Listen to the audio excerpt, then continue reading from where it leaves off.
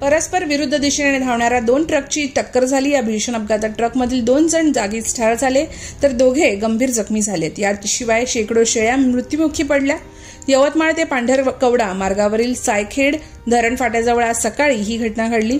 चंद्रपूर येथून सिमेंट भरून यवतमाळकडे निघालेल्या MH40M 2858 क्रमांकाचा ट्रक आणि मध्य प्रदेशातून तेलंगणात बकऱ्या भरून निघालेल्या MM40 CT 5558 क्रमांकाचा ट्रक या 2 ट्रकमध्ये समोरासमोर टक्कर झाली. या अपघातात मध्य प्रदेशातील सोहन सिंग रामचरण यादव व मूर्त धर्मेंद्र हिरालाल यादव हे दोघे जागीच ठार झाले.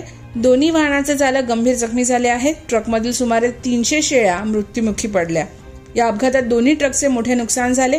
जखमींना बाहेर काढण्यासाठी JCBची मदत घ्यावी लागली. जखमींना तातडीने उपचारार्थ दवाखान्यात रवाना करण्यात आले. रस्त्याच्या दोन्ही बाजूला वाहनांच्या 2 किलोमीटरपर्यंत लांब रांगा लागल्या होत्या. काही वेळानंतर पांढरकवडा पोलिसांनी दोन्ही वाहनांना बाजूला करून वाहतूक सुरळीत केली. घटनास्थळी मरण पावलेल्या शेळ्यांचा मोठा खच पडून आहे.